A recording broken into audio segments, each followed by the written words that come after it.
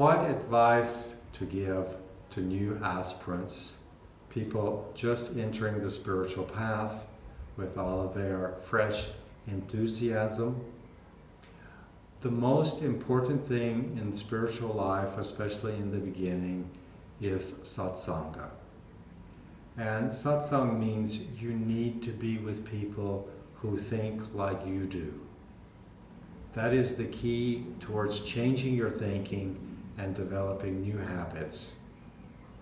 Try to find either a community to live in, like an ashram, or if you can't, if you have a job somewhere, have responsibilities, and you're in a place where there isn't any such thing like that, then you need to find some kind of groups that either meditate or are involved in any kind of spiritual approach that suits your temperament.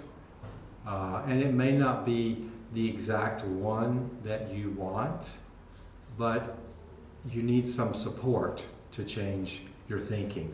I mean, if you're interested in like Kriya Yoga, but there's no Kriya Yogis around you, maybe you go to a Zazen sitting and sit with them. You can, of course, spiritual books are always a great companion in the spiritual life, but eventually you need to be with others who are living that way. Of course, in India, we have a great luxury. I have a great luxury that in Rishikesh, where I live, there's more than 300 ashrams.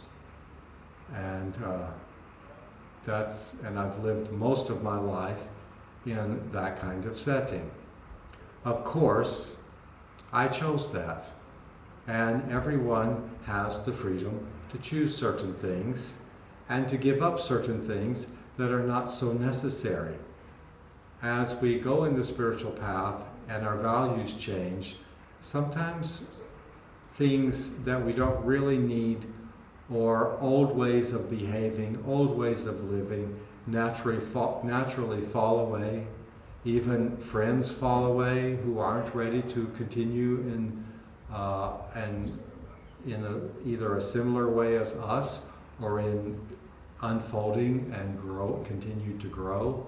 Some people are quite happy where they are in their growth, and you can't force anyone to grow. There is a saying, everyone has the right to evolve or not to evolve, and it is not our place to tell them they have to evolve. People evolve when they're ready, and maybe you have to leave certain situations so that you can be in an environment that is supportive of spiritual life. Also, you must develop good habits. Try to sit every day for meditation. Continue to read books that are inspiring. Don't watch television. Television is one of the greatest things that can erode your consciousness and erode the direction that you want to go, because it makes you forget.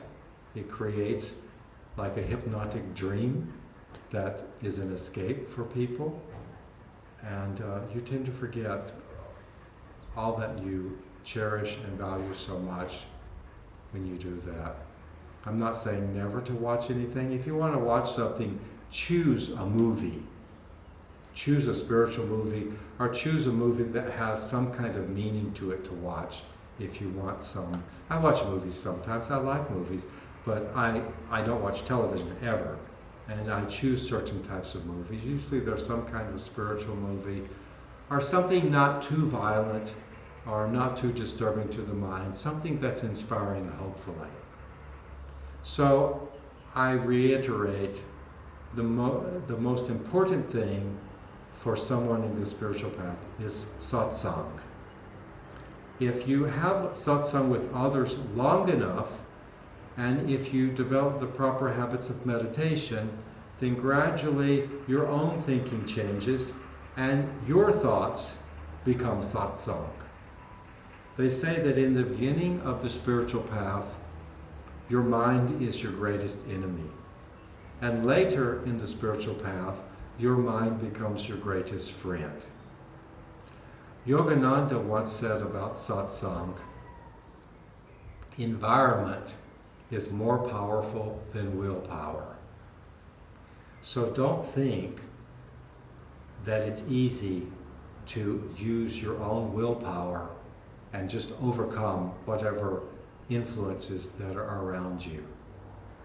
Choose the environment, choose the people, choose the situations that you come into contact with, and daily practice of meditation, yoga, and reading of good books.